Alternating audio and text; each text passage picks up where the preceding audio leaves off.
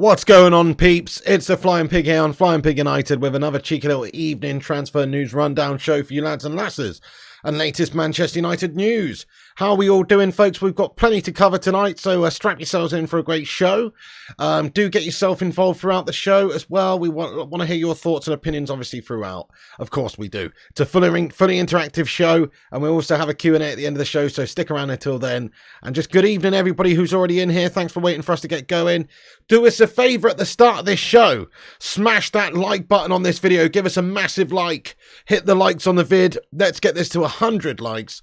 And also get yourself subscribed, of course. If you're new, we're only 10 subscribers away now from 72.6k subscribers on the YouTube. So hit us up and give us a cheeky little subscribe. You know it makes sense. Also, give us a share around at the start of this show, peeps. We're going to be on here for about an hour, so you can share us around. That'll help one or two more people get in here. And we also shout everyone out later on who gives us a cheeky little retweet on Twitter there using the link that's pinned to the top of the live chat. Oh, yes. And welcome in everybody in the chat, guys. Super Fat Frank. Get in there, my son. Paul Ennis. Chris Parker. Jamsa. Get in, Stephen Shipman. Welcome in. Chris Parker. Demi Maiden. Let's go. Great White. Aaron. Nikolai Lindquist, Simon Almeida getting in there raw, Kieran Emery, Chris Barker, Andrew Goncars, Demi again there, Ryan, Predator Reborn, Mike Jones, what's going on? Everybody who's in here, K Cadet, Rajon, yes, Danny B, Duncan Belifo, Dean, Paul, Sphinxu, Anthony, everybody, Predator, everybody, thank you so much for getting in here. Do us a favour, as I say, hit that like button. Apparently we've already got 50 likes. That's awesome, peeps. Get in there, you beauties. Almost at 100 likes already. You love to see it.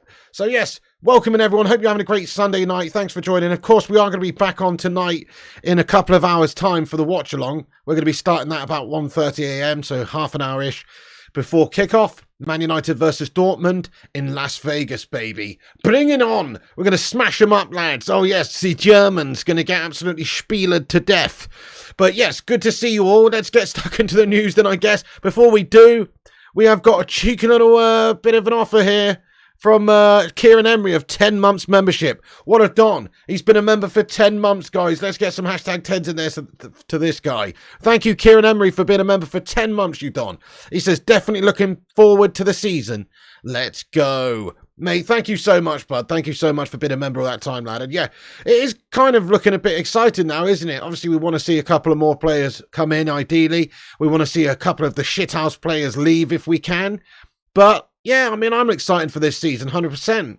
Certainly after the last season we had with Ten Hag here in his first season, still having to contend with gash players like Slabo and McTominay and Fred and all these guff bags, to hopefully have shaped his team after this transfer window to the point where he's got mostly players that he wants in the lineup. Surely should be an exciting time ahead for us, guys. Should be a good season. So, yes, I am very much looking forward to that. A centre-back, yeah, okay, that'd be nice too, but, you know, it's not the most paramount importance for us. But, yeah, a centre-back coming in would be good. Welcome in, Primot, Mike Hill, Goffey, everyone, you know, thanks so much for joining us. Appreciate you a lot. Thank you so much, guys. Get in there, you beauties. Nice Futinator. Right, okay. So let's talk about Sofyan Amrabat for a second, peeps. Now, Sofyan Amrabat is obviously expected to be our next target after we've got this Hojlund deal set up. Now that that's arranged and it's all basically going to go through, barring an absolute calamity of, I don't know, failing medicals or something like that, it's looking obviously like Hojlund is going to be done. He should obviously have his medical booked very, very soon. And then once he's passed that medical, it's just a case of finalising all the paperwork, submitting all the documents, exchanging the monies, etc. And then he will be a Man United player. So give it a few days and that should be done. And after that, we are expected to be going to turn our attentions to Sofyan Amrabat. So there's direct talks taking place very soon, expected to be tomorrow or the next day, with Fiorentina for Man United to try and get a deal done for Sofyan Amrabat in terms of transfer fee to Fiorentina. We know previously he's already agreed to join Manchester United, and it's known that he would like to be a Manchester United player. There's lots of outlets in Italy saying things like this. This is from Tutto Sport, which just says that Amrabat has already packed his bags. Right, obviously that's just a BS bit of news, but in terms of like what the media are saying, I think they're basically saying that, look, the path is clear for Manchester United to go and try and get this guy. We're closing in on him. That is the latest sort of situation, really. We're working on preparations in order to start the negotiations with Fiorentina for him. So this is from Tom Hopkinson. It just says United are closing in on the signing of Sofyan Amrabat for £26 million. And if we could get this guy for £26 million, I mean, crikey, what an absolute bargain for a player who is going to be a physical player. He likes to tackle, great passer of the football, can certainly come in and probably be a better technician than a lot of the midfield that we've currently got. So really, really excited about that. We are expecting some direct talks to take place tomorrow. Alfredo Padula reporting that will be the case. Obviously, we'll wait and see how many days it actually is until we can, expect direct talks between United and Fiorentina. But the understanding is that obviously there have been some talks and some negotiations already, but nothing official, no bids in. We've heard from people like Fabrizio Romano to say that, yes, he is top of Man United's list now, but there hasn't been any negotiations as of right now. So, United waiting to maybe sell one or two players before we go in for Sofyan Amrabat.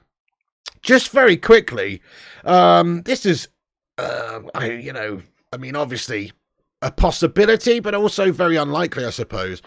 But there is a report that's come out from tonight. This is from France, though. This is from L'Equipe, I believe, which, some people may say is an absolute guff publication. So there you go. But it does say, breaking, Al Ahly are pushing to sign Sofyan Amrabat from Fiorentina. So there is a slight possibility that maybe he could have his head turned and go and follow the money to Saudi Arabia. So that'd be absolutely gash, wouldn't it, if he ended up going to Saudi? But genuinely don't think there's much risk in that from what we've heard. Like Sofyan Amrabat quite keen on joining Manchester United.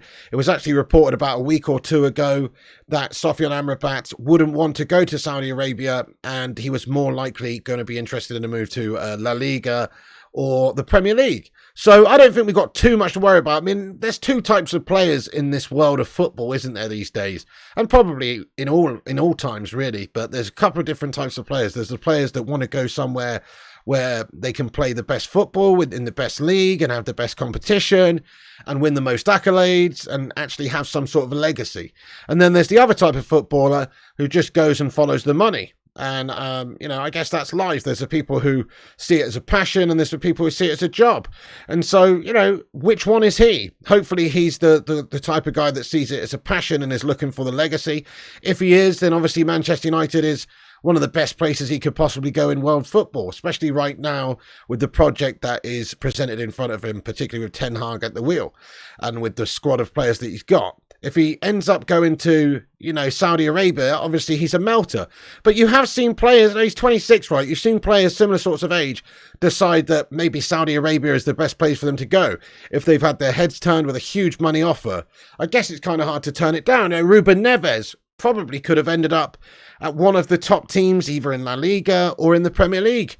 If the price was right to Wolves, obviously. In the end, he's ended up going to Saudi Arabia, where he stands to set himself and his family up for many years just from the money that he's being paid. So you've got to understand it. But at the same time, obviously, it's not a very ambitious footballing decision from Ruben Neves. It's a money decision. And hopefully Sofyan Amrabat isn't cut from the same cloth as Ruben. And he wants to play for a top side in a top competition, i.e. Manchester United in the Premier League. So we'll see. I mean, let me ask the live chat.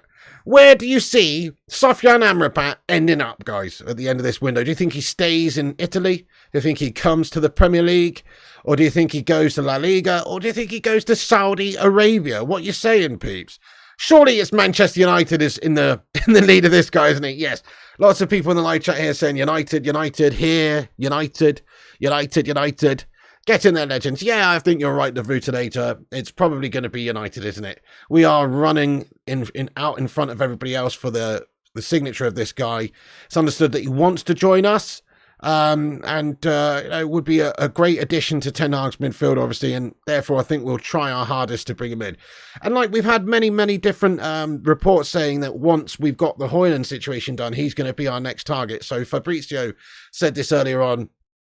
He said that the situation there with Sofyan Amrabat has always been the same plan. It's always been clear. The priority was to get Rasmus Hojlund done, and then the negotiations to start for Amrabat. But obviously there is no official bid or even verbal offer at this stage to Fiorentina just yet, but there should be reasonably soon. He says it always had to happen after Hojlund, and maybe if we've got one or two players going, obviously that will expedite this whole pursuit of Sofyan Amrabat.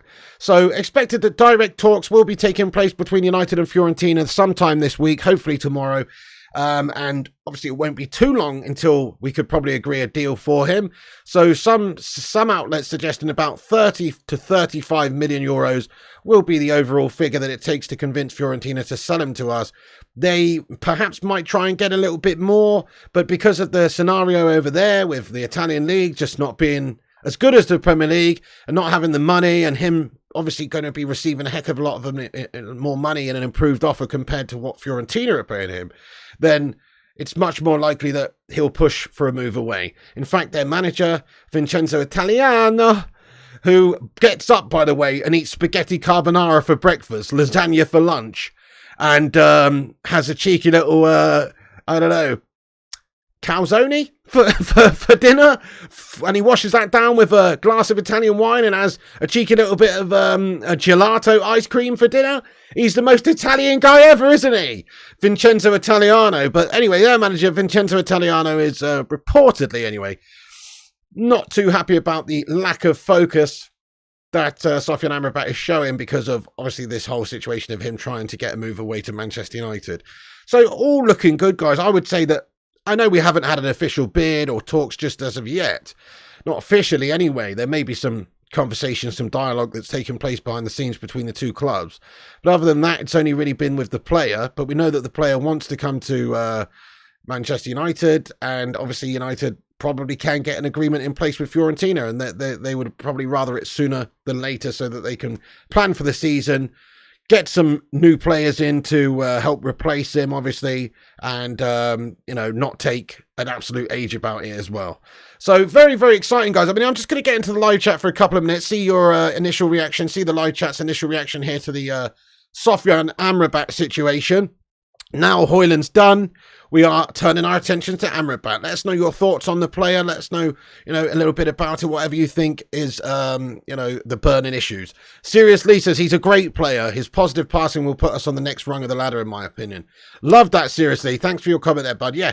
So, I mean, obviously, I've watched a heck of a lot of videos about Sofyan Amrabat and obviously skill videos. You can only tell so much from those sorts of compilations on YouTube, etc. But you can tell a good bit. Obviously, we've seen him for Morocco in the international tournaments and things. But other than that, it's a case of, I don't watch the Serie A regularly at all. So it's a case of looking at these sorts of videos. But what is apparent from the guy is he's good in the tackle. He's a physical sort of a player. He's hungry. And he plays with a, very, very great range of passing. So he's literally able to, to unlock defences with his long passes. You see him spraying these long diagonals up and down the pitch, get him play forward. So statistically speaking, he is one of the best long passes in Serie A last season in terms of the most amount of successful long passes completed, which does go to show you the sort of player that he is. Somebody that can win the ball back for us in midfield and spread the play forward and get us going and hopefully be able to get that transition sped up so United can get from defence into attack. And he would be a very good player in order to do that. So, yeah, I couldn't agree more with you, seriously. He's a great passer, obviously positive passing. Jamie says, money talks. Listen, money talks, dirty. I want your dirty cash. Oh, that's that song, yeah. Is Sean Dyche the most English man ever? You know what, Ryan? He might be, mate. Sean Dyche is obviously pretty English. It's got to be said, but I don't know. Probably got some Scottish vibes in him because he's got a proper ginger beard, hasn't he? And he likes to get up in the morning and eat worms for breakfast. But it's possible, Ryan. I mean, he is obviously quite English, this guy. Could he be future England manager? It's doubtful because, let's face it, as far as managers go, he's kind of shite, But he is an English bloke, isn't he? Yeah, fair enough. Breaking news, Amrabat spat in an Italian restaurant, says Madhouse. Spaghetti carbonara for lunch. That's what he likes, This is this Vincenzo Italiano guy for you. Hey, we smashed 100 likes already. Thank you, Stephanie Griffith, very much indeed for the likes tally. Keep hitting the likes, guys, if you're just joining us. Every little like helps the stream and helps boost us up there and compete against clickbaiters. Clickbaiters? They're the sort of people that bake clicks, guys. No, clickbaiters and corporations. So hit that thumbs up button if you haven't done so. Yeah, excellent. Exactly, Mr. You watch Serie A in your dreams. He is very, very, very excellent. That's good. Yes, Blue Sky says you think there's at least a small chance to win the league next season, Pig. I guess there's a small chance to win the league next season, in the same chance that there's a small, in the same way as a small chance for Harry Maguire to win the Ballon d'Or next season. I suppose there is a slim chance. But let's be honest, it's very unlikely just because, well, Manchester City haven't been penalised and found out yet for their cheating. And they're still there, and they just won the treble, and they've got a very good, well-oiled team. And so it's very difficult to imagine how we could do that. I think we need a bit more ambition this summer as well if we're going to do that. Yeah, so the business we've done so far is great, but we need to do a bit more in order to really be able to confidently say we can compete with the likes of City at the top of the league. Disco Dave says, to me, it looks like every club in Europe is going to use the Saudi League to increase the price of players. Very interesting, very interesting. So DJ Disco Dave actually saw a table the other day, and it was quite interesting. It was basically a table that said how much all the top leagues have actually spent in this summer transfer window. I wonder if I could just find it now. I don't think I'm going to be able to, but basically what it was, it showed you that essentially the Saudi League was about, at this stage this summer, about the 4th or 5th most spending league in the world, which is obviously quite big. Here it is. I found it here, guys. Let me get this up on the screen for you guys. Just to show you it's quite interesting. And obviously, therefore, it does go to show you that they are obviously spending a big amount of cash over there, no doubt. Considering, let's face it, in terms of where they are as a football league, they're nowhere near the 5th best league in the world, are they? They're nowhere near. They're like, I don't know, I think statistically speaking, they're like the 40th. But obviously that's not the case, but they're really nowhere near up there. But in terms of like where they actually are these days, yeah, they're still nowhere near the top leagues in the world. But here's the money spent league for the different leagues. Money spent so far this season. As you can see, the Premier League absolutely dwarfing everybody else still. Premier League has spent 1.34 billion, and this was as of a day or two ago, so since then it's probably gone up a little bit. The Premier League still outspending everybody by an absolute fortune. Serie A in second place has spent 520 million euros. League One has spent 456 million euros. The Bundesliga is in fourth place with 448 million euros, and the Saudi League, believe it or not, spending more than La Liga this summer so far, guys, in 5th place. So I think that does show you where the Saudi Pro League is heading. They're obviously investing huge amounts of cash into the game, into buying the necessary players to try and make their league as competitive as it can be and to entice all the top talents in there. But you know what? Let's just be fair and say this now, guys.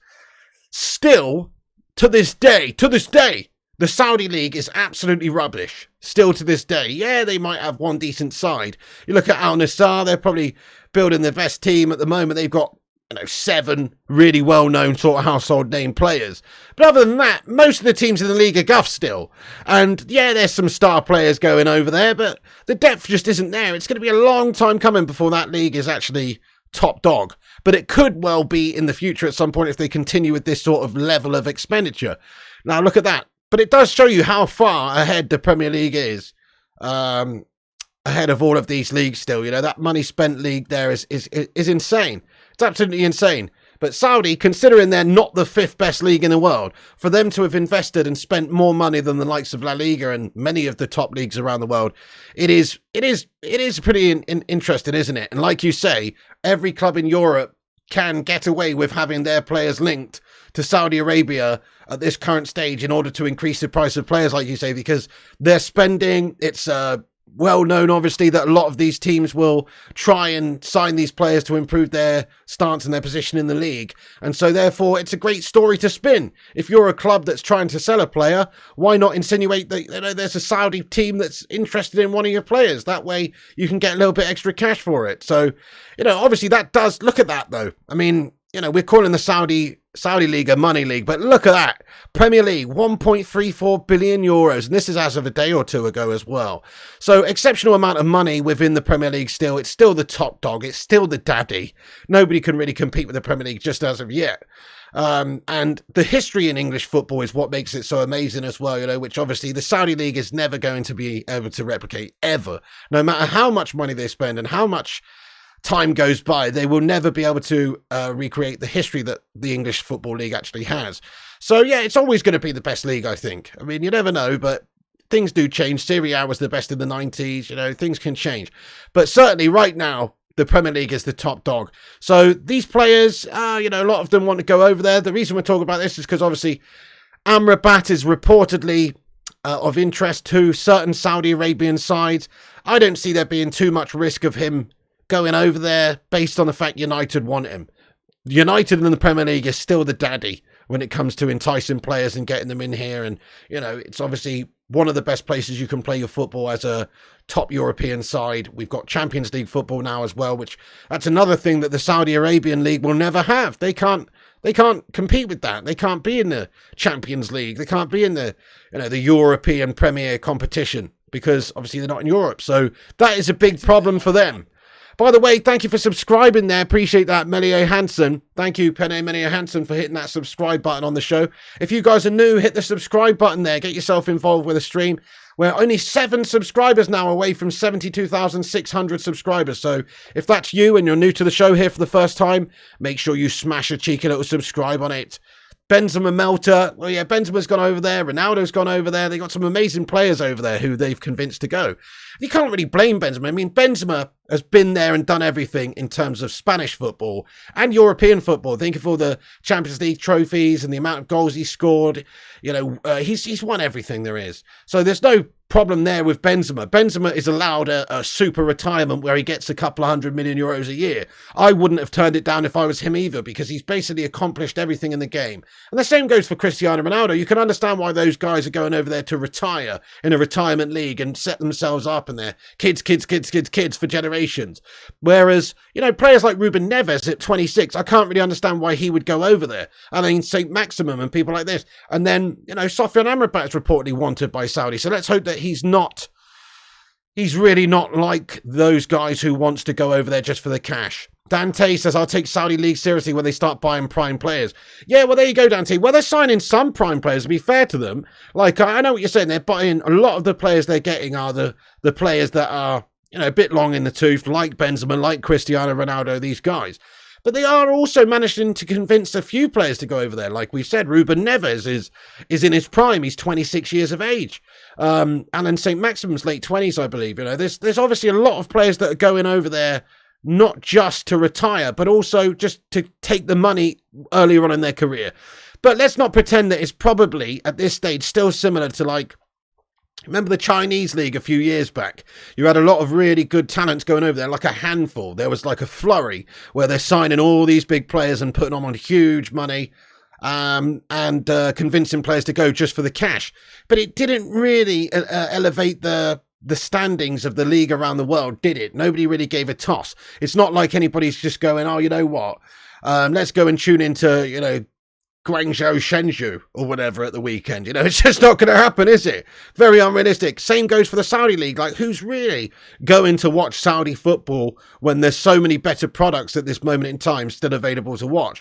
I mean, I'd rather watch many leagues more than the Saudi League. You might be interested to see how Cristiano's getting on over there, etc. But, you know, in terms of quality, in terms of competition, in terms of the depth in the league, nobody's going to watch the Saudi League still. Some people might. I mean, I don't know, guys. Smash a 1 in the chat if you are looking forward to getting deep in to some Saudi League this year. Let us know.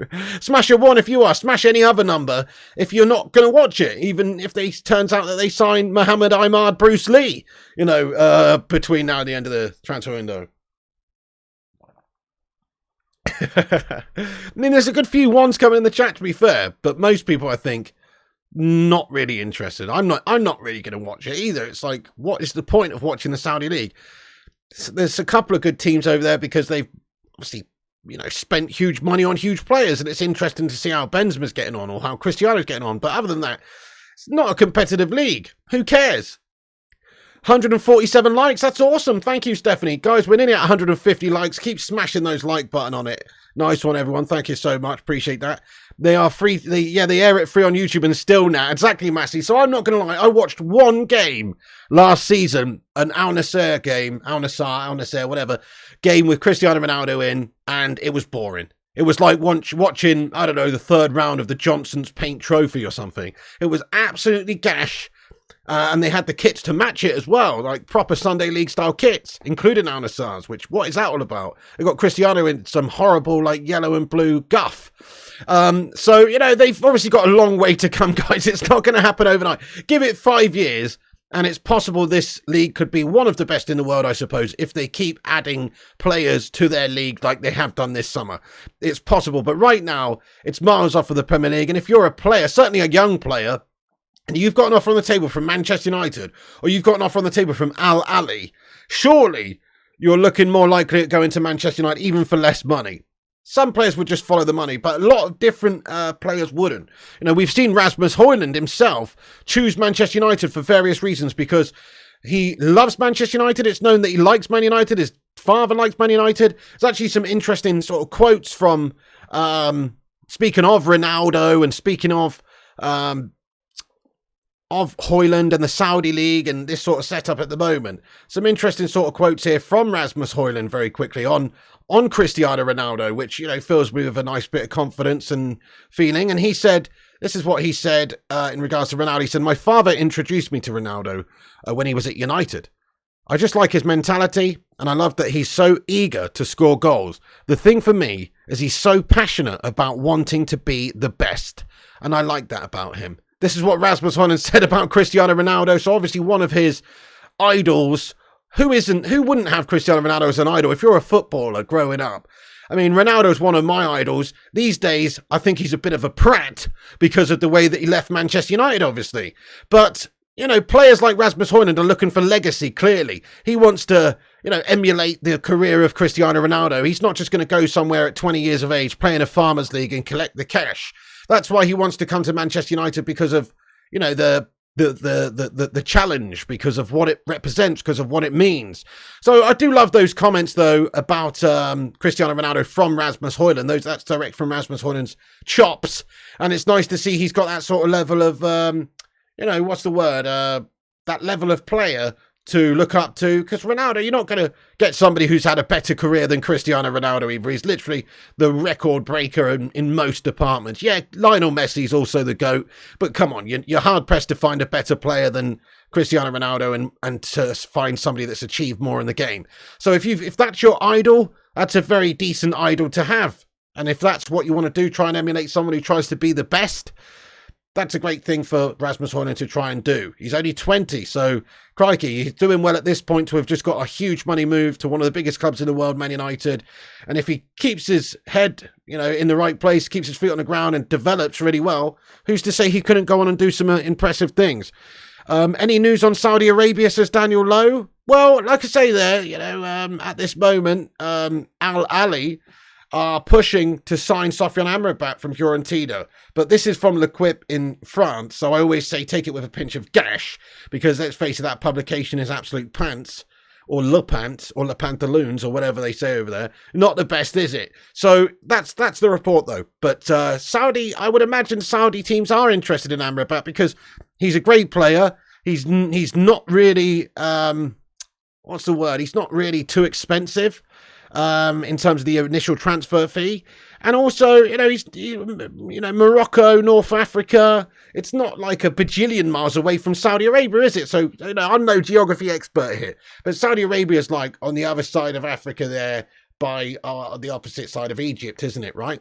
So, you know, just over the water there a little bit, right? So, you know, they might want to go for people who are geographically from reasonable, you know what I'm saying? Probably not. But there you go. So, Sofiane Amrabat, though, interesting scenario, obviously, for him to come into Manchester United. They might want him, but at this moment in time, it's expected that he wants Manchester United. He's already agreed to join Manchester United should we come and go and get him. Man United haven't submitted a bid yet to Fiorentina to sign him. It's understood their manager would allow him to leave, though, if a good enough bid comes in, and they would rather that sooner than later as well, just so they can focus on the task at hand for the season. So all roads are pointing to Man United getting Sofiane Amrabat. Very unlikely he would go to Saudi, maybe like a 5% chance.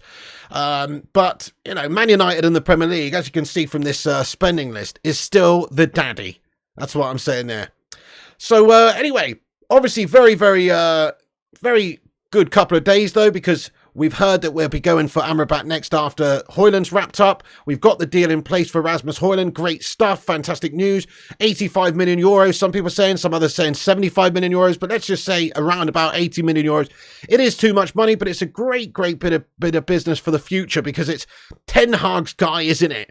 I mean, Ten Hag has been talking a little bit before the Dortmund game, and he said some sort of quotes about the investment, obviously, that's needed at Manchester United and that has been taking place. He was just asked about the project, basically, and he said this.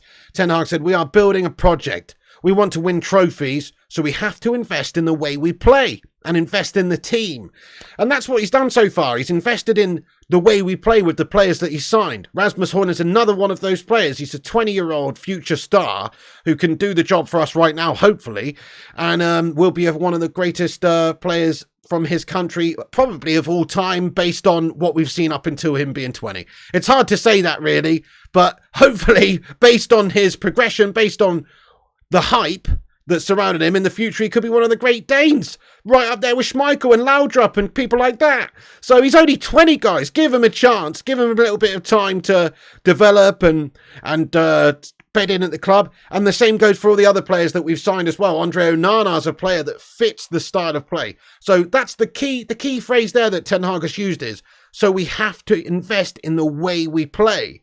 So he's not just saying we need to invest in the team. He's saying invest in the way we play, meaning sign the right sort of players so I can get the best out of the team the way we want to play, the way that I want to play, Erik Ten Hag wants to play.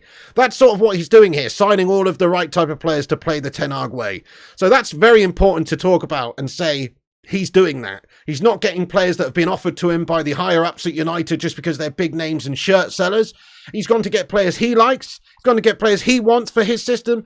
And so that's what he's doing. He's investing in the team. Man United need to do that. And I love the comments from Erik Ten Hag there that say that that's what they're doing, is investing in the way that they play. Yes, exactly there, Mr. You. Eric Heisenberg Hag. Absolutely, mate. Come on. Definitely. What a beast. So, yes, he's saying all the right things at the moment. He was actually speaking ahead of the Dortmund game as well, just to give you a little lowdown on that, because we are doing the watch-along for it a bit later. He said that we'll field a good team against Dortmund. We have a squad and not just 11 players. We can't succeed with 11 players. Everyone has to contribute. We have to give players the chance to show themselves and have minutes in the legs. So I wonder if he's going to put a full-strength team out in the game against Dortmund. Probably not, judging by those comments. But we'll see. Hopefully we get to see new signings, Andre Onana and Mason Mount still, again, for this game. Obviously see a little bit more from them. But beyond that, who knows? He might rotate a few things. He might make a few changes based on his comments here. So it's obviously not going to be like that Wrexham game where we've put a bunch of kids out, but it probably won't be as strong a starting 11 as the game against Real Madrid either. He's obviously looking to use the squad and field maybe a slightly rotated team, but we'll see. Obviously, time will tell on that one. The team news should be out reasonably soon, so we'll keep you posted on that one. Okay, so yes, just on Amrabat, guys, we'll just put a fork in the old Amrabat stuff in a minute. Let me just run down what we said about Amrabat. So Fab said that Amrabat's next. Obviously, we know that. His last sort of statement in regards to Amrabat was that United plan has always been to have a priority to get Rasmus Hojlund done, and then negotiations can start on Amrabat. He's obviously very much wanted by us. And he is interested in joining Manchester United as well, which is obviously very big stuff. Direct talks are expected to begin tomorrow between Manchester United and Fiorentina for Sofyan Amrabat. So hopefully that's the case. We'll see. Nothing has happened just as of yet in regards to an official bid or a verbal offer or anything. But hopefully very soon that won't be the case any longer and we'll have actually gone in with a cheeky offer. Let's ask the chat, how much do you think we should be paying for Sofyan Amrabat? Let's get in the live chat with your thoughts and opinions. As I say, there's a report here which says that £26 million is what Manchester United are looking to pay. So this is from Tom Hopkinson. It says Manchester United are closing in on the signing of Sofyan Amrabat for £26 million. So yeah, if we could get him for that, it sounds cheap though, doesn't it, for the sort of player that he is? It does sound very cheap. 30 mil, says Luke Powell. 30 mil, says Madhouse. 50, says Staygold. 60, says Vincent Billock. I don't think we'll pay anywhere near that, but, you know, if I was Fiorentina, that's what I'd be trying to get, particularly in this transfer market with players going for mad money. Thing is, though, we are doing the right thing in the sense of not just going to pay excess money for some, I don't know, English homegrown melt. That's what always happens, isn't it? We have to go out there and pay a big premium for some English homegrown melt. A lot of these English players are just overhyped and overpriced. Look at Declan Rice for 105 mil to Arsenal. Ridiculous money. Look at how much we paid for Mason Mount. Mason Mount for 60 mil is absolutely insane, to be fair. I know he's a decent player, but goodness me, that's a rip-off. Sofyan Amrabat could be available for as little as 35 million euros. That's including the add-ons, which is just under 30 million pounds, which is an absolute bargain when you consider some of the players that go for certain money in the Premier League.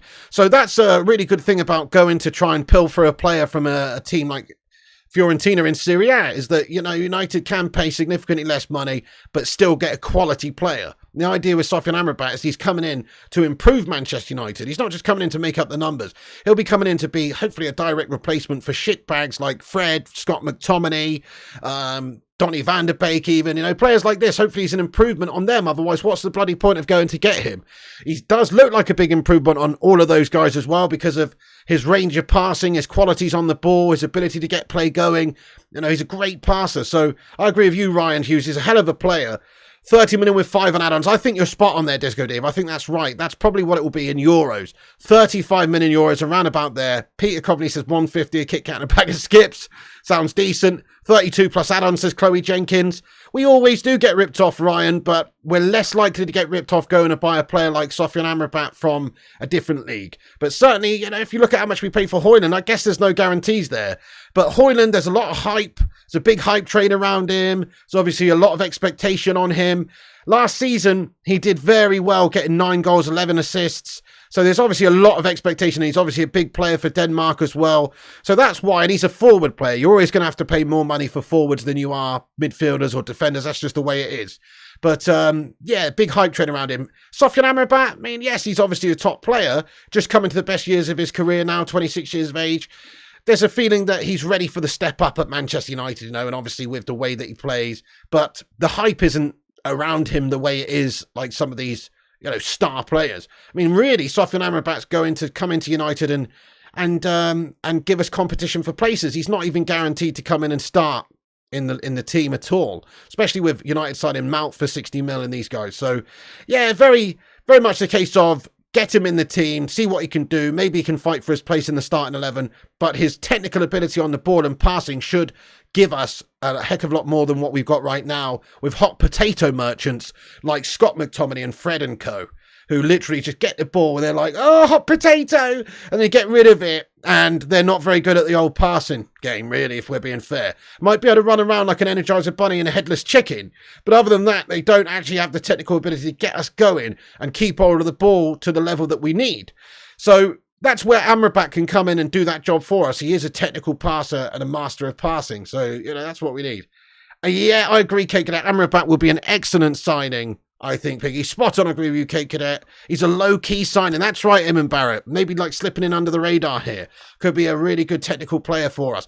And you're right, Flex Felix. Amrabat will play those games that Casemiro is suspended for. So what I like about Amrabat, though, is that he's versatile in the sense that, yeah, you're right. He can come in and he can cover for Casemiro. So we need somebody to do that. We need somebody that's comfortable sitting in front of the back line and protecting the back line, but also who can play out and distribute and basically be like a deep line playmaker for us. And somebody who's got a bit of battle about him as well, which Amrabat does. So he can come in there. I'm not saying he's as good as Casemiro because basically nobody is in that role, but he can come in there and do that role for us if you need him to. But what I actually think might be quite tasty is playing Amrabat alongside Casemiro. So Casemiro still takes the job of the CDM sitting in front of the back line.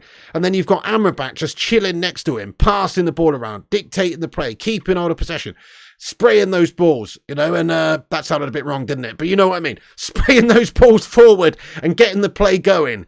And that's what I think would actually be a really nice duo in the centre of midfield for us, with somebody like Bruno Fernandes in front who can unlock defences and, maybe we'll have a little bit more freedom to get forward more often and not have to, be all up and down the pitch so much because we've actually got a solid base to build upon. So I think Amrabat and Casemiro could be a fantastic pairing along together. But, like you say, he could play instead of Casemiro. He can play alongside Casemiro. So an excellent player to come in and hopefully be a versatile player for us. Yes, mate. Next to the Vikings, to the Reds, Philip Skjold Christensen. Come on, mate. Let's go. The great day is upon us very soon. Thank you, Aaron. Yes, please do retweet the tweet that's at the top of the live chat. Aaron says retweet is at the top of the chat. Go and give us a retweet. And do as Rushmano says as well. Hit the subscribe button if you guys are new to this channel. We're on here daily and nightly, giving you the latest Man United news and updates in a no bullshit way. So please do get yourself involved with the streams by smashing that subscribe button. That's all you need to do. There's a red subscribe button there. It says subscribe. Click that. That'll get you subscribed on YouTube. It's free to subscribe.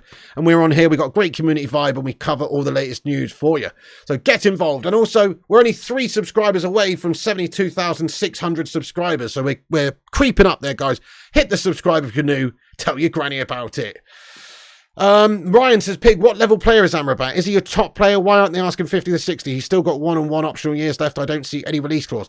Well, I mean, top player. I mean, how do you define that? Is he a Casemiro standard player who's got mad experience and has like 4 Champions League winners medals and things like that? No. But is he a very good standard player who's come into the best years of his career now and is younger? He's only 26, I believe. So, you know, the best years are now. The best years are ahead of him right now. So he's ready to take that step up and could maybe turn into one of the best players around. But he's not there yet, obviously. You know, of course he's not there yet, but he's on the cusp of, you know, of being in a big team, ready to play a big role. So to say he's one of the top midfielders in the world, obviously he's not really. He's not up there with the, you know, the Casemiros and the Kimmiches and the Rodris and people like that as of right now.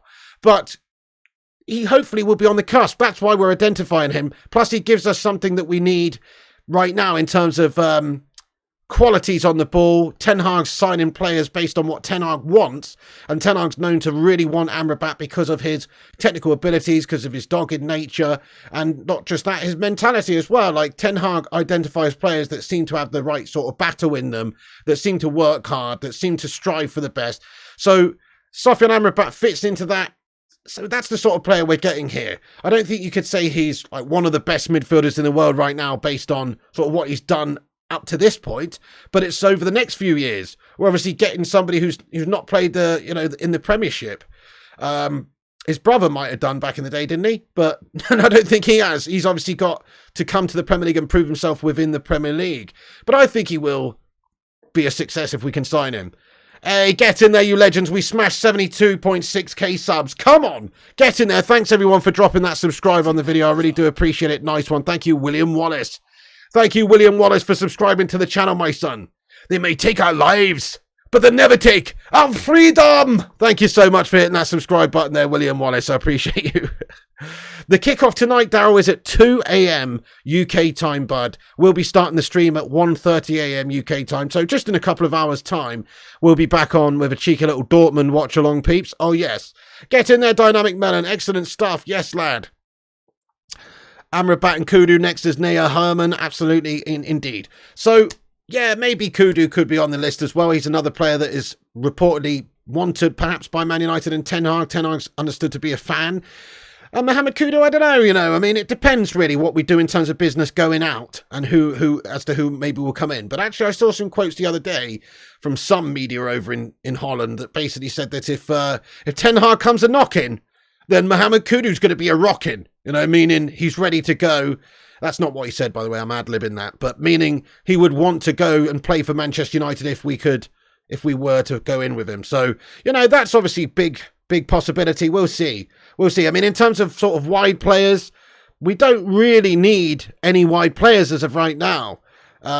We've got a lot of strength and depth in the wide areas up in the forward position. So players like Garnacho, Rashford on the left there, obviously Sancho, Pellistri, Anthony. We have got quite a lot of options up there. So it's not necessarily the case that we need to go and get another wide player. I'd probably rather us go and get somebody in a different position, maybe a centre-back if Harry Maguire goes, and maybe another midfielder to go along with Amrabat, maybe if we're going to sell Donny, Fred and McTominay. Because if we do sell those 3 players, which is quite unlikely now, with Kobbie Mainoo injured for a little bit, and maybe not that many numbers there in the central positions, we're going to need some more players if we sell those 3 players. And right now, those 3 players are wanted in this transfer window by other teams. So the lowdown on the players wanted right now, peeps, if anybody wants to know, I'm sure you know already, but I'll just let you know if you don't. McTominay understood to be wanted by West Ham. United looking for 40 million for him. Absolute joke. Be lucky to get 30, but we should at least try to get that amount. Obviously, Maguire is wanted by West Ham as well. They had an offer the other day of £20 million, which we rejected. Absolutely unbelievable from Man United. Just get rid of the guy. But there you go, trying to squeeze a little bit more cash out. We'll see if they come back to play ball again with another offer for Slabby Maguire. Fred is wanted by a couple of different clubs, Galatasaray, Fulham, maybe Saudi teams. So we're working on a potential deal for Fred, and it's understood that Donny van der Beek is wanted by Real Sociedad, which means that, you know, that could be 3 midfielders potentially leaving, which could generate somewhere in the region of 60, 70 million pounds for those 3 midfielders alone, which means we could easily go and buy Sofian Amrabat and maybe another player to come in and bolster our options, another good young player perhaps. So the sky's the limit if we sell players. There's also other players like Tony Martial, Eric Bailly, Dean Henderson that can perhaps be sold on this summer with big asterisks on some of them. So we know Nottingham Forest are now looking at Arsenal's backup keeper as well to come in because possibly Dean Henderson's on too much wages and they just can't really justify it maybe. We'll see about that, obviously. We'll have to see what progresses with Henderson. And then Martial, maybe he's wanted by a Saudi Arabian club, but the reality is they just probably don't want him because he's injury prone. And what's he going to do? He'll probably go over there and spend more time sat in the physio room or riding a camel than he will be playing football, to be fair, because he's just an injury prone, inconsistent sort of a guy. So that's the problem there with,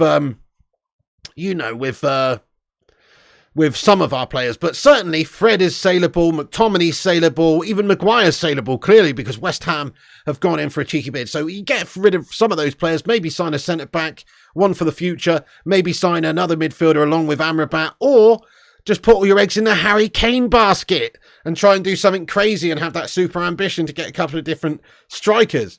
But I don't know about that. Rashmano says the words McTominay and good player should never be used in the same sentence. Unless the sentence is McTominay is not a good player. You know what I mean? Other than that, I agree with you. Nice, Aaron. We got 14 retweets so far. Thank you, everyone. Click the link at the top of the chat. Go over to Twitter. Give us a retweet. I will shout you out very soon. Nicholas Newman, thank you so much for subscribing to the channel, bud. Yes, I can see we've gone over 600 now, 72,604. That's beautiful. Thank you, each and every one of you legends who's new to the show and for subscribing to the show. We will have a big Q&A in a little bit, by the way. Let me just have a look at some of the latest updates that have come out tonight. Okay, so Zion Suzuki, another goalkeeper that United are looking at, right? There's a report here from Dharmesh Chef from Sky Sports who says that in regards to Zion Suzuki, he says, I expect that to probably accelerate a little bit more once there's a degree of certainty on Dean Henderson's future. So as we were just talking about Dean Henderson, you know, we've been linked to this Japanese international Zion Suzuki, young goalkeeper, could be a good backup for United, obviously could be a good backup for Andre Onana. We have got heated. I'm not even really bothered about the goalkeeper situation at this moment. I feel like we've got enough there. Even Kovar, I reckon, would probably be a really good backup, but some of these players might elect to go out on loan to get game time, especially youngsters like that. Younger players, but I'm not worried about the goalkeeper position for now. But if we were to sign this cheap player, Zion Suzuki, who may have a £5 million release clause in his deal, then, you know, add him to the ranks, get a good gun keeper in there, why not, eh? So that's a little bit more information about Zion Suzuki, who's a player linked to Manchester United, and he has been linked for us for quite a while as well. So we're expecting maybe United might table an offer for him. But as Dharmesh Chef from Sky Sports has said there, it may well be a case that we have to get rid of Dean Henderson first. Because let's face it, Dean Henderson has taken up a place in that squad at the minute. And he's taken up a big chunk of money as well. So £130,000 a week is what Dean Henderson's being paid. It's insane. Absolutely insane cash. So Dean Henderson still wanted by Nottingham Forest. But they need to decide. They're understandably looking at 2 goalkeepers right now. And until they've decided which one they actually want to pursue, and they're waiting for the terms from Arsenal as well. It's up in the air whether or not we can get rid of Dean Henderson, and also in what capacity. Could be a loan, could be a season-long loan, could be an option to buy, could be a permanent transfer. We want a permanent transfer, obviously, to try and generate 15 or 20 million pounds to be able to then go and reinvest that in the squad. But Nottingham Forest might not be able to justify that because they're relegation fodder, and also Henderson's on big cash every single week, isn't he? Rasmus shirt number. Okay, that's a really good question, actually. I'm gonna tell you my thoughts and opinions. United 90 says number 9. I mean, I've got to be honest with you. I feel like Rasmus's shirt number should be number 9 as well, United 90. Why fanny it around? Give him the number 9 shirt. That shows faith in him. Plus, we need a striker. Obviously, Martial's got the number 9 at the minute. Tony Martial, is he really worthy of that number 9 shirt? Let's be brutally honest. We're trying to sell that guy by all accounts as well. If anybody would be crazy enough to bid for him, we would let him go. So, Tony Martial, he doesn't really deserve that number 9 shirt. He's not really a striker anyway. So I think given the number 9 shirt, that way you're showing full confidence in him. He's got a clear role in the squad that he's going to do. Maybe it's a little bit too much too soon, but he is coming in for 85 mil. I mean, maybe I'm being a bit hypocritical or contradicting myself a bit here, because I did say about Mason Mount that Mason Mount should have definitely not been given the number 7 shirt when he's arrived, because he needs to earn that number 7 shirt. But there is a little bit of a difference between coming in as a Chelsea scummer to United and being handed the iconic number 7 shirt, which is probably the most iconic shirt at Manchester United. There is a bit of a difference between that and then giving Hojlund the number 9 from Tony Martial, in all fairness. There's a bit of a difference. But still, though, maybe it is a little bit contradictory, but I personally think we shouldn't have given Mount the 7. That was too soon. He should have proven himself first in United squad before he even got anywhere near that number. But for Hojlund, I'd give him the 9, to be fair. I would give him the 9. Ryan says Hojlund 9 or 21 for 21st League title RVP vibes. Greenwood number 11. So Greenwood is number 11. If Greenwood goes, if doesn't stay, if Man United terminate his deal or they sell him on or whatever, loan him out, and that number becomes available again, then yes, I could see maybe the number 11 making a bit of sense. That way you don't have to upset Tony Martial, or perhaps you could give the number 9 to Hojlund and swap it around and give the 11 to Tony Martial or something like that. I don't know. I mean, Shimian says Eric Ten Hag won't do that to Martial. That's the thing. It's a big, bold move to take the number 9 off of Martial. It is literally like saying, hey, buddy, you're shite. You know, it's the same whole deal with Maguire getting the armband stripped off of him. Even worse, if anything, because it's only a shirt number. So it's less meaningful than a captain's armband. So I kind of think maybe he would be reluctant to do that unless he's confident that we can get rid of Tony Martial.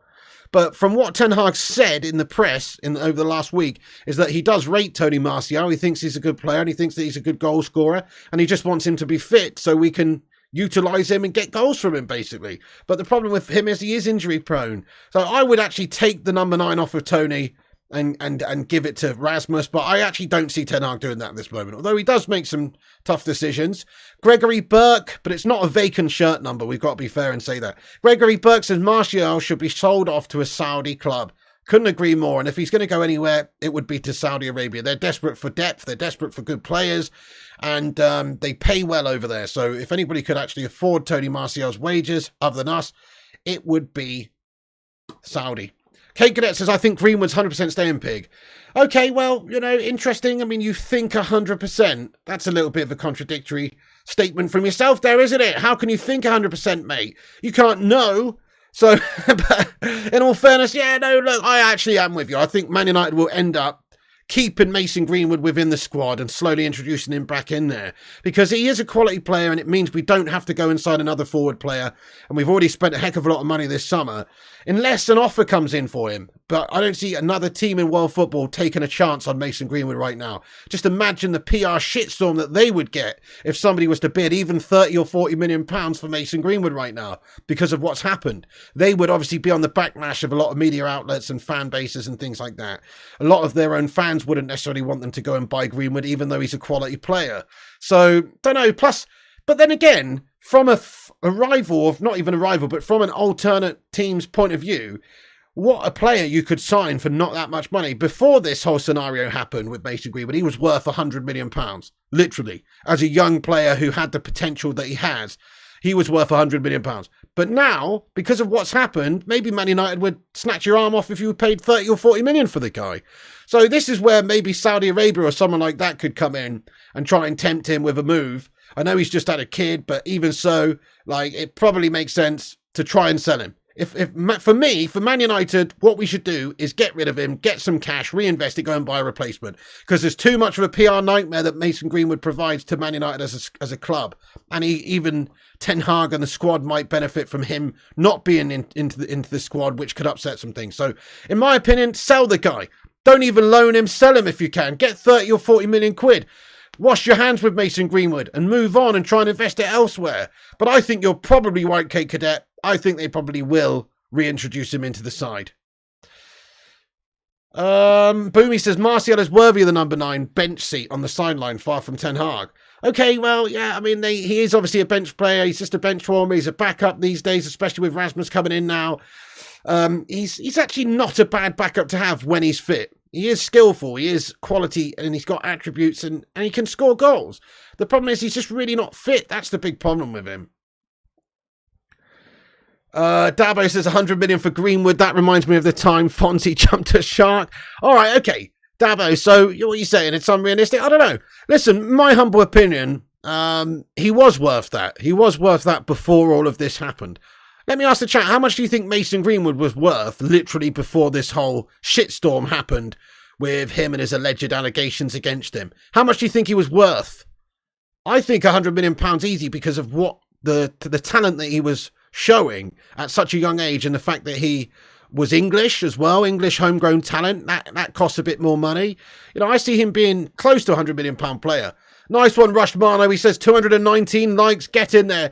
219 likes, guys. Keep dropping the thumbs ups. That's amazing. And also keep hitting the subscribe button if you're in here for the first time.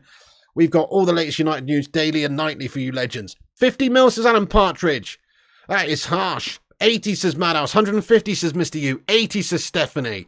Quite a discrepancy in the live chat here. 40, says Jamie. 100, says Kanito Kenya. 80, says Mike. 70 to 80, says Ryan. 80, says Chloe.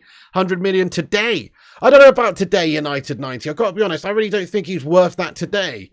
But a couple of years ago, or certainly just before this happened, then yes, he would be worth 90 million or 100 million or 80 million, somewhere around about that. Kate Cadet says easy 100 million.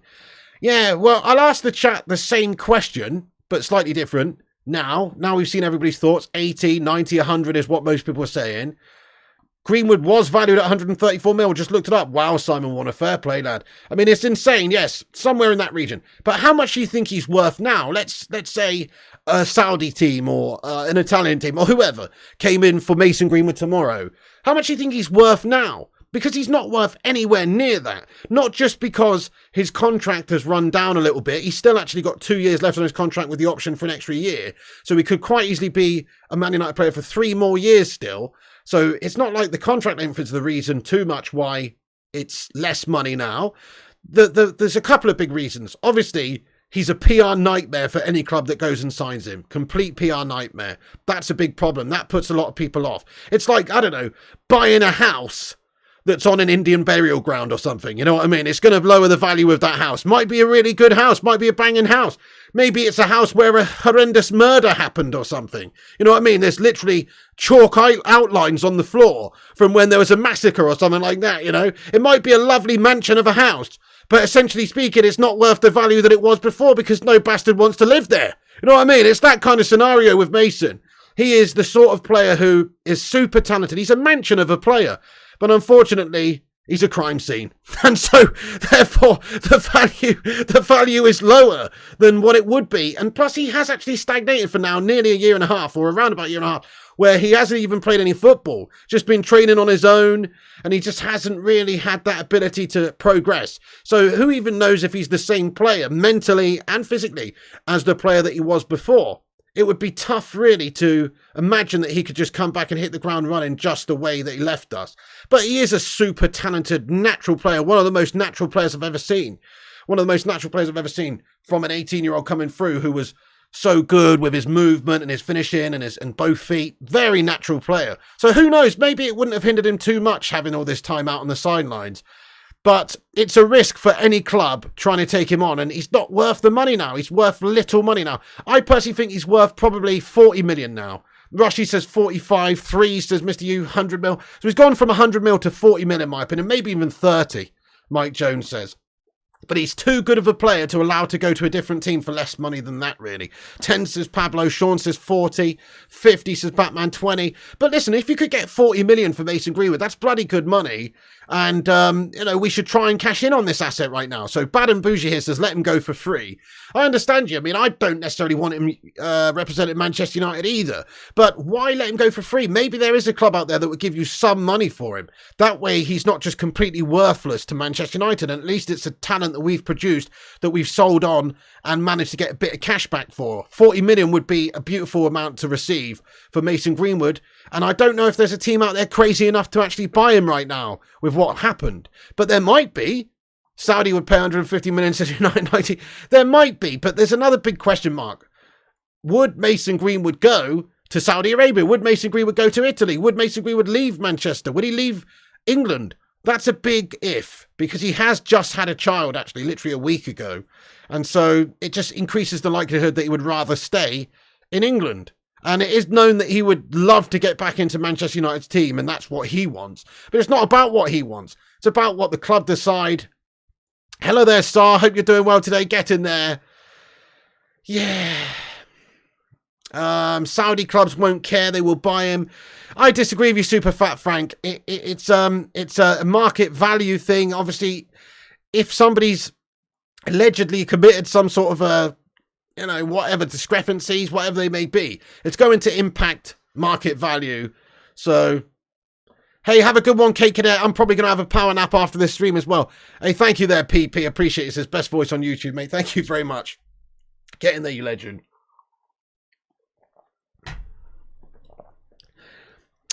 Fair enough. Well, Nicholas Newman, I mean, I don't know. It's United. United's reputation is at stake in some ways. It's bigger than just an individual player. It comes down to protecting the asset that is United and protecting the business.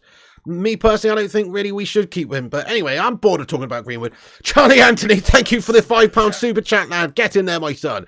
He says, Pig, let's talk on the Dutch Mr. Miyagi pulling off some master strokes in the transfer market. Yes, mate, he's there like with his chopsticks catching the flies, mate.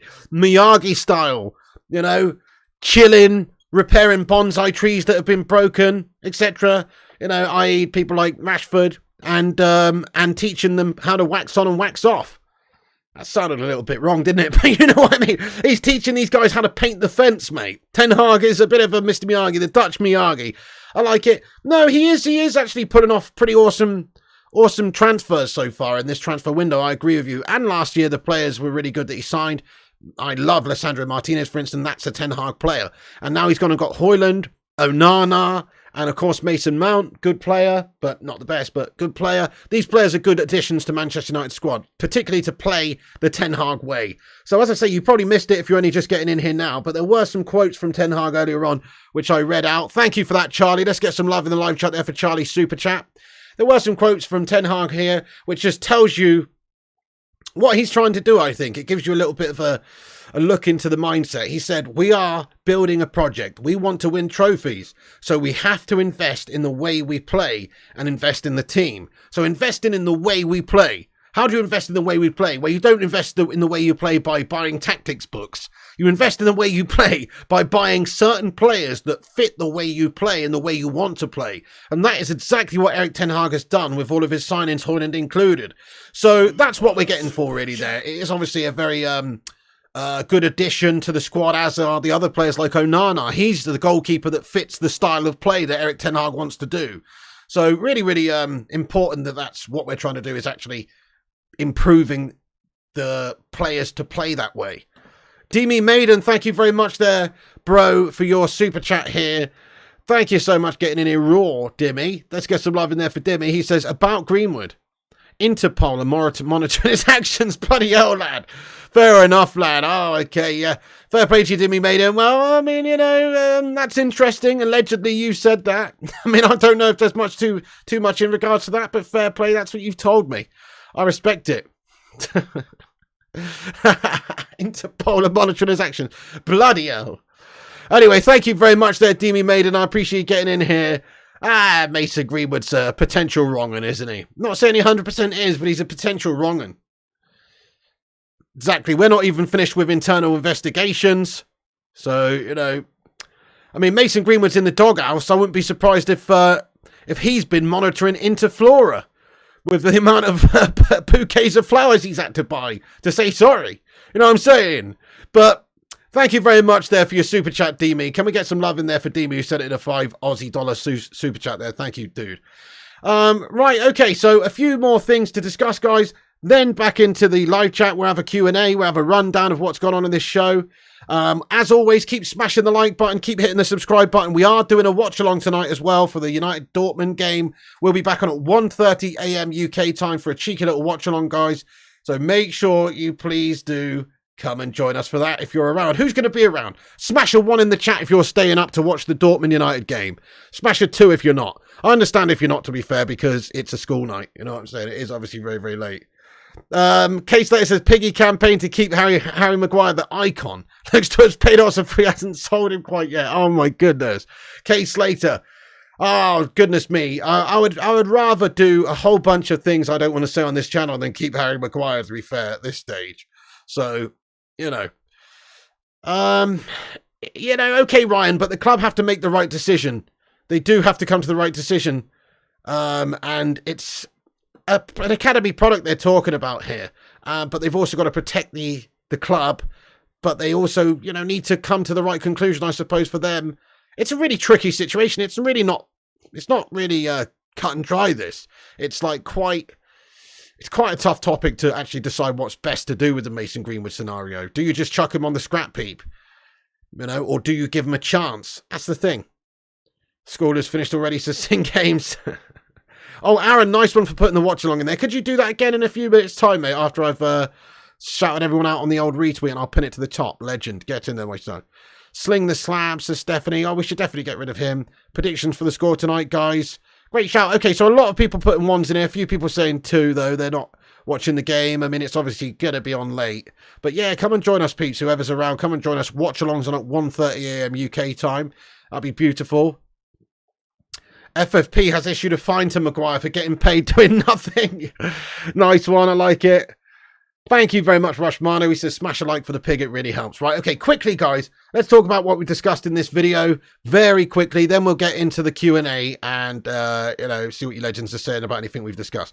So, as I say, one of the big stories of the evening is that Amrabat is potentially wanted by Saudi Arabian teams. So, apparently Al Ahly are interested in Sofyan Amrabat. I don't think we have to worry too much about this. I think Sofyan Amrabat's the type of guy who wants to play for a top team in a top league and will come to United. He's already agreed to join Man United. Should Manchester United reach an agreement with Fiorentina, it's expected we can do that for approximately 35 million. We are expected to go in there very soon over the next coming days and begin negotiations proper with them. We've had some chats about it perhaps with them, but nothing official, no verbal bids or written offers or anything like that with Fiorentina just as of right now. But it's expected that he's already mentally packed his bags. So Tutto Sport in Italy reporting that Sofyan Amrabat also has already packed his bags. So from a mental standpoint, that he's very interested in joining and leaving Fiorentina. Reports that we are closing in on the Sofyan Amrabat transfer for about £26 million from Tom Hopkinson as well. Suggest that we are closing in on the Amrabat deal. We know that it depends who you believe, but Alfredo Padula over in Italy reporting that we had first direct contact with Fiorentina actually nearly a week ago on Monday, the 24th of July. If we might have had some conversations with them, but obviously there is no concrete verbal or written offer at this stage. It's just maybe initial dialogue to say, hey, look, we're thinking about getting ready to make an offer. As we've heard from people like Fabrizio Romano, United may need to work on getting rid of a couple of players before we can justify spending that little bit of extra cash. And our plan, though, as Fab says, was always to go for Sofyan Amrabat after Rasmus Hojlund was concluded. Man United's plan has always been clear. Priority is Rasmus Hojlund, and then negotiations start for Amrabat. No official / verbal bid is to Fiorentina yet. It always had to happen after Hojlund. Amrabat is keen on the move to United and well informed on United's plans. So that all sounds very, very positive. We're expecting some direct talks with them tomorrow. So more sources here suggesting that Man United should begin talks with Fiorentina tomorrow. Hopefully that is the case. And Manchester United can maybe wrap up a deal with him by the end of the week, hopefully, if with any luck. but it does maybe depend on us getting rid of a couple of other players. We know that Amrabat is the next one to come. Just on Hojlund. Obviously, he's expected to be a United player within a few days, and hopefully we'll be playing against Lens in that pre-season friendly on the 5th of August. Hopefully that will be the case. But Fab also saying, that Amrabat is next. He said that we're working on paperwork and to book a medical as well for Rasmus Hojlund. I haven't seen any confirmation of when the medical will be, but we're expecting that could be as early as tomorrow. If not Tuesday, it's quite likely that the medical for Rasmus Hojlund will take place, meaning that soon he will be a Manchester United player. Get in there, my son. And then hopefully soon after that, we could unveil Sofyan Amrabat as a United player as well, because they all fall like dominoes, once we've got rid of certain players as well. And once we've signed and finished the Rasmus Hojlund deal, we should now be working on the next one. And United will start preparing documents and paperwork today in order to get Rasmus Hojlund deal signed and sealed early next week. This was from yesterday, actually, from Fab. Hojlund's already spoke more than 3 times to Erik ten Hag, and he's ready to sign until June 2028 plus an option until 2029. So just needs to come over to Manchester, just needs to have that medical, just needs to sign on the dotted line, complete the paperwork, process the paperwork, and he's a United player. Give it 2 or 3 days, and that should be the case. And then it's time to move on to Amrabat. Come on, United! We're starting to do some bits this summer. So that's basically all the latest news there, folks. Oh, and just on the Dortmund game later, Ten Hag may be alluding to the fact that we might rotate a little bit. He's quoted as saying that we'll field a good team against Dortmund. We have a squad and not just 11 players. We can't succeed with 11 players. Everyone has to contribute. We have to give players the chance to show themselves and to have minutes in the legs. So he's insinuating that it will be a strong side that we're playing against them. He says we'll play a good team, so it's not going to be like that Wrexham game. And neither should it be, because Dortmund are one of the top German sides. So we need to respect them and try and win the game. And in order to do that, we need to put out a very strong team later on. But expected that it maybe will be a slightly rotated side. Maybe it won't be as strong as that Real Madrid starting lineup. But we'll see. Hopefully starts for Onana. Hopefully starts for Mason Mount, some of the new guys, to see how they do and get them some extra minutes within the team. So that's good news. And finally, that's it. Amrabat wanted by Saudi Arabia, basically, is one of the big stories of the night. So then, I'm just going to go over to Twitter and retweet. Shout out everyone who's retweeted us there, guys. Thank you, every single one of you legends, for retweeting the show. It does help this channel out when you retweet and spread the word. So I appreciate everybody who does that. It's at the top of the live chat there. Going to click the link and shout you all out now. You can follow us on Instagram, Twitter, Facebook, all those places at Flying Pig United. We've had 16 retweets. Get in there, you legends. 16 legends have shared the show. Transfers_UTD. Raj, Aaron Homeyard, Boomy, Stephen Braun, Anthony Ong, Richard Vesterpack. Richard, you're always retweeting me, mate. I'm going to follow you back, mate. Thank you for always retweeting the show. I just followed you back, lad. CK91, Sin Games, Kieran Watts, you're always doing it too. Just followed you back, mate. Sin Games, the tweeter, Vincent Bullock, Jaden MUFC. Jaden's always retweeting me. I'm going to follow you back, mate. John Boy Cat, G-Dad Gamer, and Benny. Thank you, legends out there, for retweeting the show. Really, really appreciate that. Thanks for all the help and support there, dudes. Nice one. Right, time to get into the Q&A for 5-10 minutes. Let's see what you legends are saying. As always, hit the subscribe button. We've gone up to 72,611 subscribers, so smash the subscribe if you're new, and click that like button before we get into the chat. Help us get to 250 likes. Let's have a Bacon Brigade like spike. Okay. Predictions. Okay, good one. What's your prediction for the game tonight? I'm going for 2-1 to Man United. I think it'll be a tough game. I think Ten Hag will rotate a little bit and we'll have a bit of a mixture of first teamers, maybe 1 or 2 players coming in who are going to get some game time. So I'm not so sure if it'll be the strongest lineup, but it may well be. Thank you, Aaron, lad. I'll pin that to the top of the chat there, lad. There is the watch along as well. We'll be on at that link that's at the top of the chat at the end of this show in a couple of hours when the game's on. Dimmy says 2-0 to United. Leanne's going 2-1. Stego saying 3-1. Daniel says phone. You what? 3-1 says Martin Carlo. 2-1 says Johnny. 2-1 says Mike Jones. 2-2 says Easy Tad. Get in there. 2-0 says Simon. 3-1 says Batman. 3-0 Rashford double. Get in there, Daniel. 4-0 United. 2-1 United. We better play a strong team. We can't lose 3. Yeah, no, I'm with you there, bud, actually. So my brother, tactician Tom, he's in Vegas. He's going to the game, and he's obviously desperate to see them field a really strong team. That's what you want, isn't it? You don't want to be... Imagine one of those fans who went to that San Diego game to watch Man United versus Wrexham, and you've just got no star players that you know and love really to cheer for. Obviously, the youth players are the youth players. You know the youth players, but it's not the same as having Casemiro and Bruno and Rashford and those guys on the pitch, is it? So hopefully it will be a strong-looked side. 3-1 to Sing Games. Onana hat-trick 7-0. Sancho hat-trick 3-2. Get in there, my son. Nice one. Hey, Rushmano, get in. He's got some news. Yep, Ousmane Dembele has said yes to PSG. He will sign a contract until 2028. PSG will pay his release cost of 50 million tomorrow. Injury-prone Melter. It's been linked to United in the past. We don't need him, though, do we? We don't need another highly paid. He's on a couple of £100,000+ a week. Highly paid, injury-prone Melter. We don't need another one of those. I think we will field a good side in Ireland. Yeah, because there's a big support in Ireland. It's for United. I think it will be a strong-look side.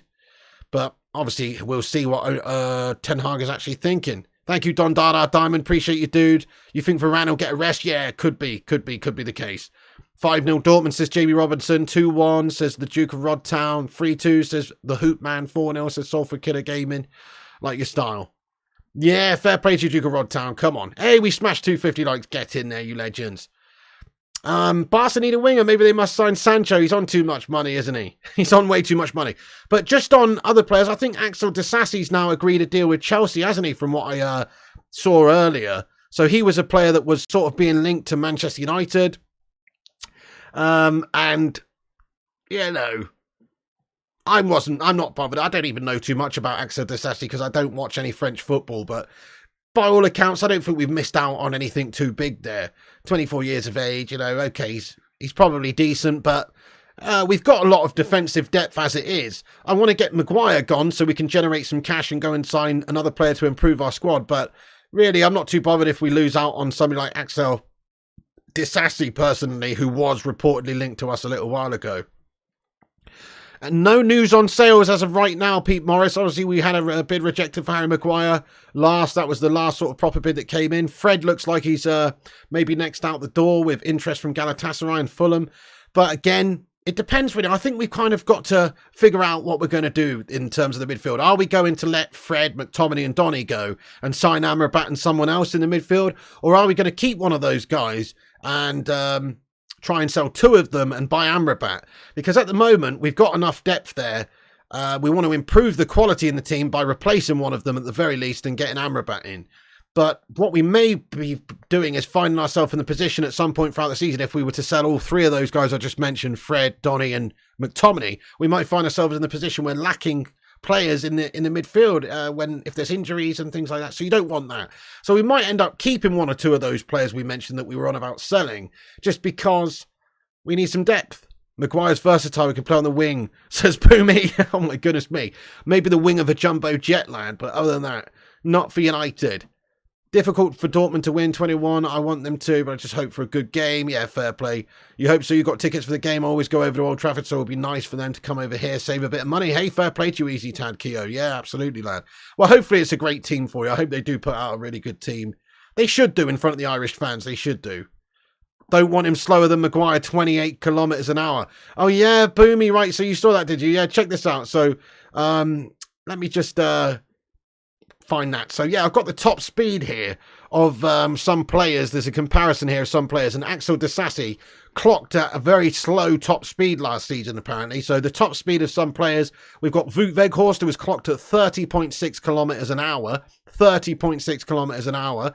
Harry Maguire was clocked at 29.7 kilometres an hour. Per Mertesacker, remember him? Per Mertesacker, the human tree over at Arsenal Holland. 28.7 kilometres an hour. That was his top speed. Axel Disasi is apparently even slower than him. 28.3 kilometres an hour. So, yeah, I don't want another absolutely slow, horrendous melter like Axel Disasi anyway, but I did see that earlier as well. And also, in terms of speed, just as you've mentioned it, I mean, Hojlund is fast as lightning, isn't he? Just at the other end of the spectrum. So here is a report from his speed last season. And it says, last season, Rasmus Hojlund reached the highest speed of any player in the Atalanta squad. He was clocked at 35.97 kilometres an hour. So he's rapid as anything. Obviously, we've said that he's rapid as anything for a long time. Jarvis Cocker, one of the legends of the channel, was coming in here saying, he can run the 100 metres in 11 seconds, which is obviously very quick for a footballer. And You know, he's a rapid player. He's got such a long stride length. 6'3", super long stride length, super quick. I mean, he's definitely going to cause problems for opposition defences with a pace like that, isn't he? So, yeah, that's what I'm looking forward to seeing. Hojlund's mad fast, says United 90. Yeah, exactly. So he's super fast. He's literally like 6 or 7 kilometres an hour faster than Harry Maguire. You know? So he's pretty quick. He's pretty quick. Yeah, Rashford's super quick as well. Must play. Absolutely very true. Rashford is lightning. Maguire's like quicksand, says Stephanie. Exactly. We don't want another stare at the back. There you go. Acceleration. Hey, Don Berber's in here, is he? There he is. Get in there, Don Berber. How you doing tonight, my friend? Good to see you, lad. Good to see you. Guys, we've actually gone up to 72,613 subs now. That's absolutely lovely. Maguire was running backwards, says Dimmy Maiden. Messi not quick, but try to get the ball off him. Hey, fair enough. Well, actually, Messi was quite quick. I don't think he's quick now, but he was quite quick back in the day, or at least because he was very small. His little legs were moving quite fast, so he looked quite quick. But I always thought Messi was reasonably quick. Obviously not Ronaldo quick back in the day, but you're right. His dribbling is what set him apart. He was certainly quick with the ball at his feet, dribbling anyway. Thank you, Rushy. Yes, hit the subscribe button. OP Dragon, thank you. Right back at you, bud. Rashford, Hojlund and Anthony, red arrows back again. Yeah, United 90. Does sound like a heck of a lot of pace up the top there from United's team. How can you be slower than Weghorst? You go by the name of Harry Maguire. Nicholas Newman says you need to read the game, don't have to be quick. Well, it helps if you're both, though, doesn't it? If you're able to read the game and you're quick, then it's the best of both worlds. What you don't want is a couple of headless chickens who can only run around. You want players who can read the game and are quick.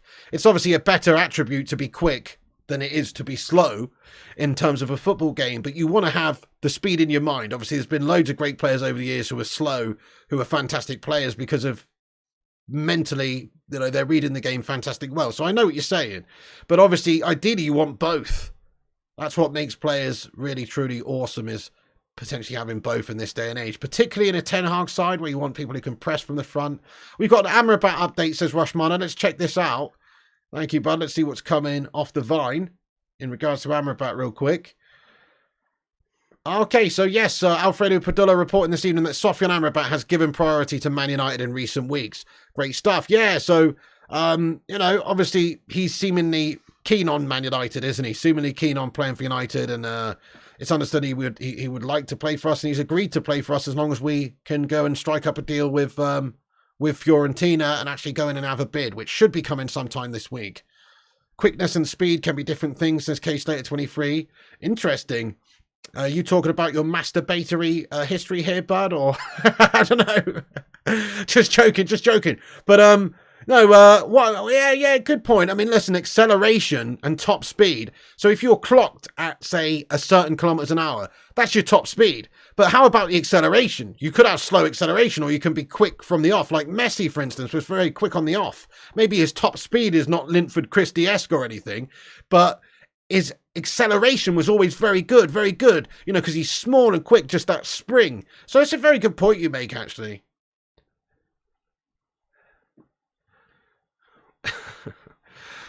Chelsea actually won a trophy. Yeah, some guff. Who cares about the Chelsea melters? You know what I mean? Yeah, you saw Chelsea won a trophy. Nobody cares. Nobody cares about those Chelsea scummers, do we? No, we don't. What a bunch of scummers. Absolute melters. Nobody cares about the Chelsea scummers. So, yeah, the news earlier on about Chelsea, just as you mentioned them, Fabrizio Romano gave us the old here we go on Axel Disasi. Just now, actually, funny enough, literally 1 minute ago, Fabrizio's got the here we go in there. He says Chelsea have sealed the Axel Disasi deal, documents and paperwork set to be exchanged between the clubs. 5-year deal, option until 2029. Chelsea would pay 45 million euros to Monaco. Medical booked early next week. Interest, but no bid from United or Newcastle. Here we go. So Fabrizio confirming that Chelsea have managed to sign Axel Disasi. I'm not bothered about that at all. Got to be honest, not bothered about that at all. It's not the position in the team we really need to strengthen. The Butcher and Varane are the best two centre-backs we could possibly want at this moment in time, really. And then beyond that, we've got Lindelof, we've got Luke Shaw who can play there, we've got Johnny Evans who's coming on a short-term deal, we've still got Maguire, who obviously hopefully won't be here that much longer, and maybe we could go and sign somebody else if Maguire leaves. So, you know, we don't need Axel Disasi. We don't need him at all. So that's Fabrizio just confirming that anyway. He has tweeted out that Axel Disasi is now signed for Chelsea, peeps. Okay, so Alfredo Padilla also says on Sofian Amrabat to Al Ahly, he says the same French source, and it is L'Equipe we're talking about here, who are known to be guff. He says the same French source, with all due respect, gave Hojlund PSG 3 days ago. Sofian has given priority to Manchester United in recent weeks. So there you go. I think that's fair. That Saudi Arabian link, as we put it up on the screen earlier, was from L'Equipe. And obviously it's a pretty sus source at the best of times. So that's why we were saying that it's more than likely that he ends up coming to Manchester United still, and he would want to come. So there's the latest updates that just come in. Maguire and Evans can't be taken as serious options. We still need a third or fourth choice centre-back. Well, yes, I'm with you. I think we do need to sign another young centre-back, somebody who's a hot prospect, somebody who'll be happy to play a bit-part role within United's side, because we don't want to disrupt Martinez and Varane's partnership, but you want somebody to come in when there's an injury or when there's necessity or when you need to rotate, and you can't have your same centre-back pairing playing every single game throughout the season in all competitions. So yes, I agree. We should probably be looking to sign a young player in that area, like a really good young centre-back who can grow, and by the time Varane's ready to hang up his boots in a few years' time, he can potentially take over from him. That's the sort of guy we should be going for. So yes, I'm with you there as well. I'm completely with you there. Either that or we just go and get Chris Smalling back. You know what I mean? We could do a lot worse than Chris Smalling.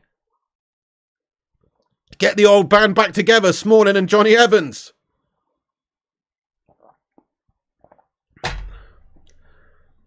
Yep, our third choice centre-back is Lindelof right now. So in my opinion, it goes like this. It goes Martinez and Varane, then Lindelof, then probably Luke Shaw ahead of Maguire, certainly. Even Johnny Evans ahead of Maguire. So Maguire's 6th choice, Johnny Evans 5th choice, Luke Shaw 4th choice, Lindelof 3rd choice. So yeah, we probably could do with another centre-back. Smalling was okay for us as must play. He was decent, to be fair. Mike Smalling over Chris Smalling says Team L. Boy band reunion. Yeah, Shaw's 4th. I'm with you. Berber says Smalling, Evans, Martial, and Rashford. It's 2015 LVG days again. Sounds horrible, doesn't it? It does actually sound horrendous. Maguire 5th says United 90.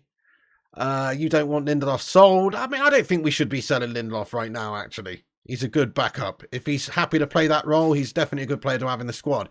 You need your backups. Varane, Martinez, Lindelof, Shaw, Evans and Maguire, but we need a young centre-back. Spot on, agreed.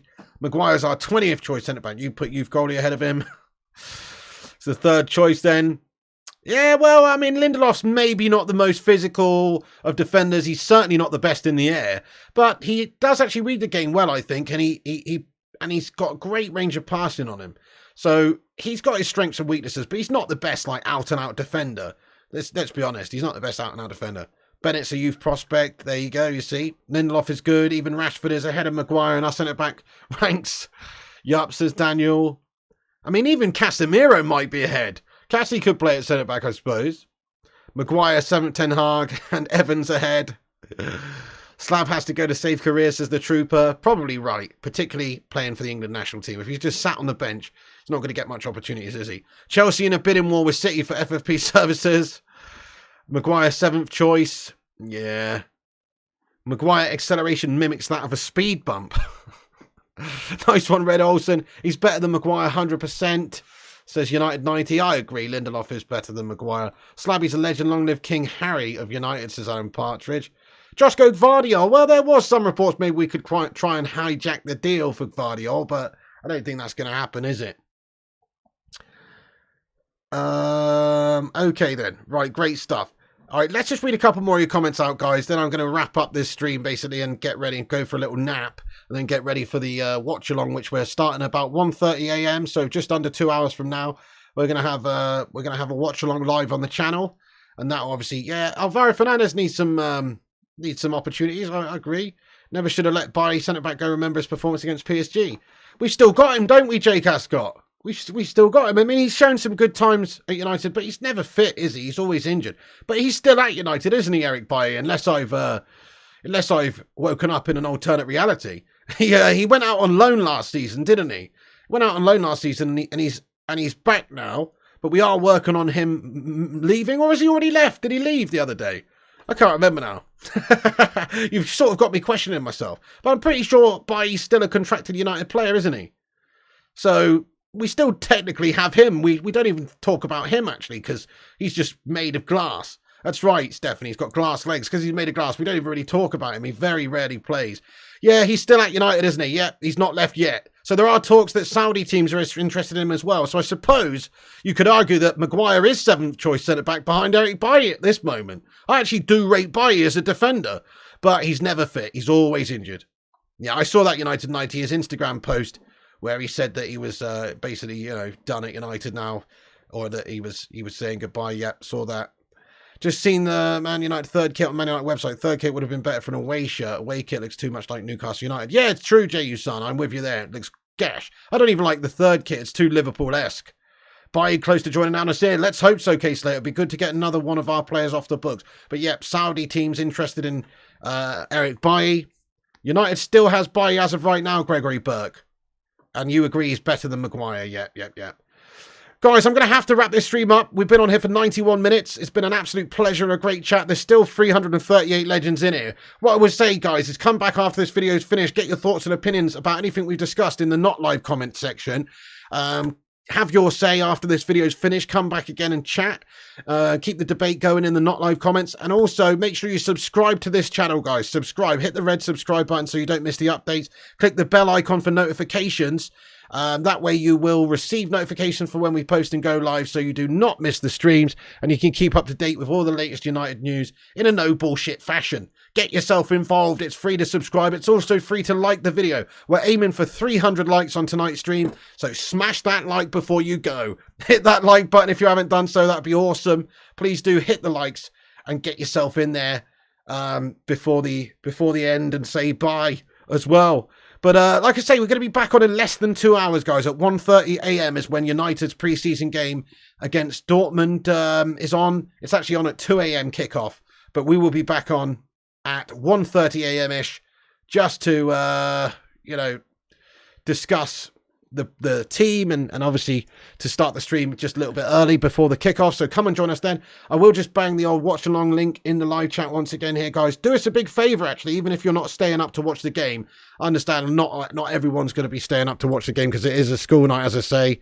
Watch along here, smash a like, and I'll just put the link in the chat. Please do go over there, smash a like on the vid. It will help the stream out, help us to reach, I don't know, 70 likes before the stream would be immense. So please do that, guys. Please do that. There it is right there. Smash the like on the watch along. You know it makes sense. And thank you to everyone for watching this stream tonight. It has been an absolute pleasure talking with you legends. It's live in 109 minutes, guys, that watch along. 109 minutes, we'll be back. I want to just say thank you to everybody in the live chat for getting in here. All the moderators, all the members. Thanks for joining and supporting the channel. And everybody here, let's have a look. Yeah, got Stephanie, Ryan, Alan, Jutaru, Craw. Gets in there, my son, Alan, Matthew Smith, Gregory Burke, Jutaru, The Trooper, Must Play, Rushmano, Johnny M, Anthony Primot, Duke of Rodtown, United 90. Get in there, my son. Paula Chin, Simon, Gregory Burke, Dimmy Maiden, The Vutinator, Primot, Alan Partridge. Everyone, thanks to you guys, all the members, all the legends. Aaron, let's go. Thank you, Must Play. Thank you, Paula, The Hoop Man.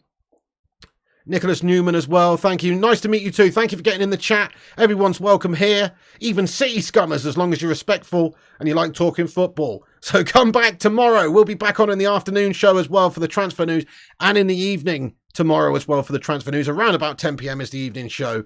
So keep yourself locked to the channel. And also, like I say, 1:30 a.m. tonight, guys. Well, not tonight, but in the wee hours of the morning. Less than 2 hours anyway. We'll be back with a stream for the Dortmund game where we're going to watch Man United hopefully smash up the Germans, baby. Cheers, Chris Barker. Thank you, T-Mill. Everyone, that's it from me. Stay classy, everyone. Good night. God bless you all. That's it from the pig. Thank you, Peter Skogman. Thank you, United Tactical Talk. Niha Hernemans as well. Like I say, you can come back and have your say afterwards if you want to keep the debate going and get your thoughts in the not live comments after the video's finished. But see you at 1:30 a.m. for the watch along. Here's the link. Go smash a like on it. And also follow us on Instagram, Facebook, Twitter, TikTok, Twitch and Kick at Flying Pig United. Check out the website, flyingpigunited.com as well. And cheers for watching, guys. That's it from me. I'll be back in just under 2 hours to watch the game. Come on, United. Let's smash the Germans. Oh, yes. See you in a bit, peeps. Pleasure as always. Great chat. Thanks for having your say and being a part of this community and interacting with myself and everybody else. Thanks to all the mods and members, and good night. Piggy loves you. And remember, when the seagulls follow the trawler, this is because they think sardines will be thrown into the sea. Thank you very much.